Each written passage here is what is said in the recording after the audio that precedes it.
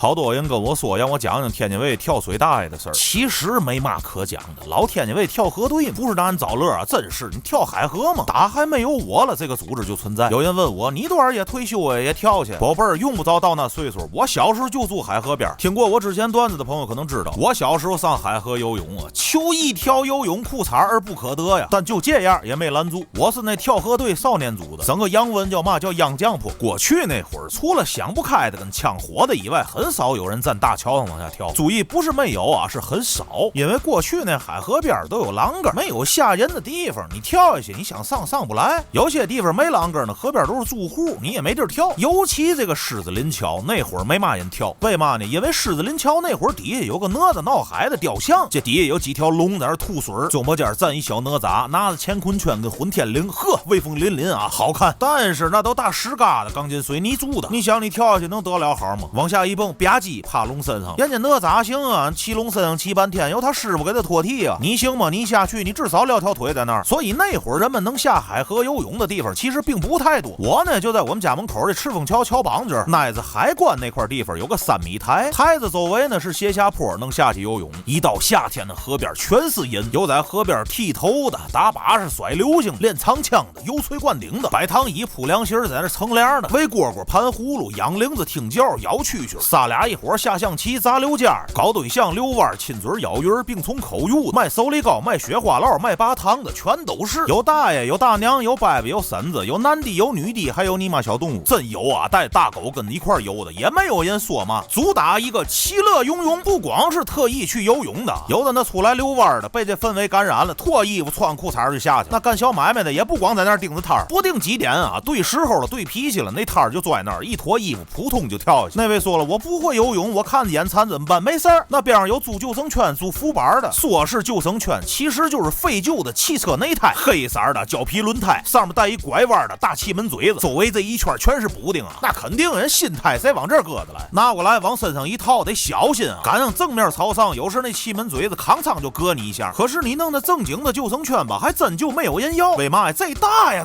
这多好，不仅能套上还能坐上，往上一坐，拿俩鞋踏着搁水里划小船赛多棒，靠着一股浪劲儿就从赤峰桥到大光明桥了。你像我们这小时候3-2个孩子租一个，那就基本够玩了。可我们呢主要是泡水，有胆儿大的呢从3米台上呢往下跳，有那胆儿大的大人呢就开始从桥上往下跳了。那会儿游泳池啊是少，但可不是没有啊。人们不上游泳池为嘛？是因为游泳池它能游，它可不能跳。你站游泳池边上刚一甩手，那边那哨就响了，嘟！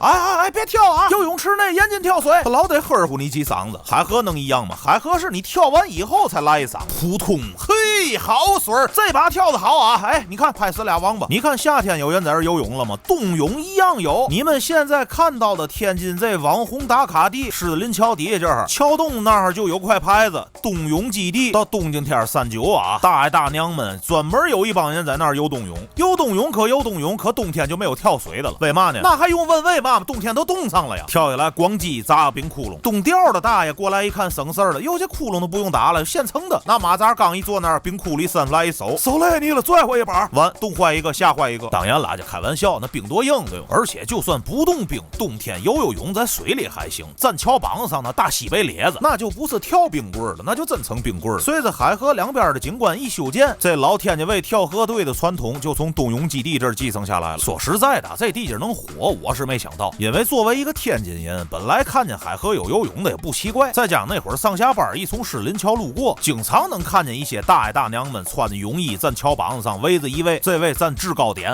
我给大家表演一个永远的老镰刀。这说着一亮相，来扎西得累，扭头啪就跳下去了。紧接着周围一阵好，下一位顶上。但说良心话，从桥上跳我是真不敢。我小时候从那3米台上往下跳我就出。我学游泳本来就坎坷，就这么说吧，我敢说我是真正意义上喝海河水长起来的孩子。小前4、5岁那会儿，家里人上海河游泳去就带着我。男同志有的拖不下去游泳去了，女同志至有的不乐意下去的，坐岸边上乘凉。给我呢套一小号救生圈，在救生圈上缠一圈麻绳子，系好了扣，拽河里了。这个河呀，沿着3米台这个边界是一个分界线，过了3米台可就踩不着底儿了。3米台以内，底下能踩到一个河沿。我也小，也有救生圈，也沉不下去，在河里咵往前扑腾。一过了分界线，一踩不着底儿了，大人呢一拽绳就给我拽回来了。老远一看，跟在水里放风筝似的，放出去一点，走，开始往回倒。有那路过眼神不好的也问：哟，大姐这干嘛逮鸡头鱼呢？那像话吗？那海河里能有鸡头鱼吗？其实要老这样拴着玩呢，也嘛事儿没有。可该着刚着的，有一回我姐跟着游泳去了，她大我3岁，她游泳队的呀，人家那从小就游泳健将，下了河以后闪转腾挪的。什么叫踩水？哪个叫蝶泳？跟我一比，那自由泳游的比我自由多了。我这不仅套个圈，我还拴着呢。我这完了，不干了，我也要嘛也不带的，我不带这个了，我就嘛也不带的游。嘉林心说：“你也没学过呀，嘛也不带的，像话吗？得了，要不把绳子拴腰上吧？救生圈摘了，把绳子给我拴腰上。”我心想，那也行啊，那也少个东西。走到河边啊，站那儿站着，从这儿开启了我人生第一次跳水，扑通我就下去。哎呀，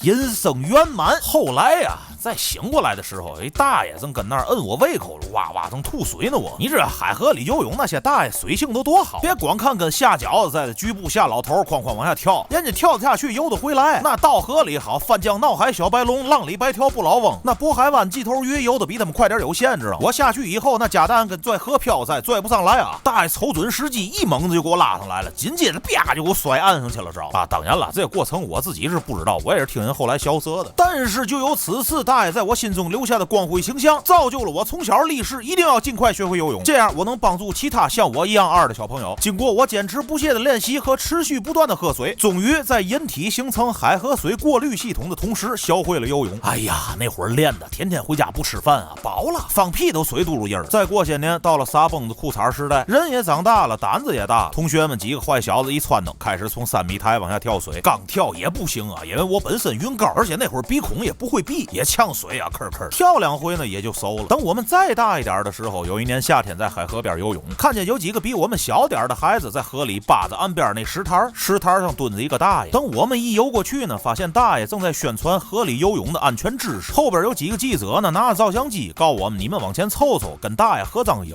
我们想采访一下大爷。一问之下，我才知道大爷有个响当当的外号叫河神，可不是小说里那河神啊，各位，是真真正正的海河里的救生员。失足落水河里游泳，无论是大人孩子，大爷救上来的性命无数。跟着小孩们扒着岸边听着大爷讲话，恍惚间感觉有点眼熟，我可没敢认。岁月终是斩人刀，哪有红花千日俏？但若阎王早伸手，鬼门关前拦老少。在此向海河上的所有巡逻队、救生队以及自发的救助人员致以最崇高的谢意，也希望那些来天津海河边玩的朋友，还有我们天津老牌跳河队的这些大爷大妈们能够注意安全。这天津大爷大娘们也吃捧，一听有叫好的，大伙爱看，没黑没白在那跳哪行去？岁数也大，该歇也得歇。各位围观的到差不离点的也就散，让老头老婆回家吃口饭，咱好再来。千万别出事儿，别出事儿，别出事儿，一定要避免拥挤，小心踩踏，不要逞能，量力而行。愿守护我们祖祖辈辈的海河，不再有悲伤的眼泪，留下的只有美好的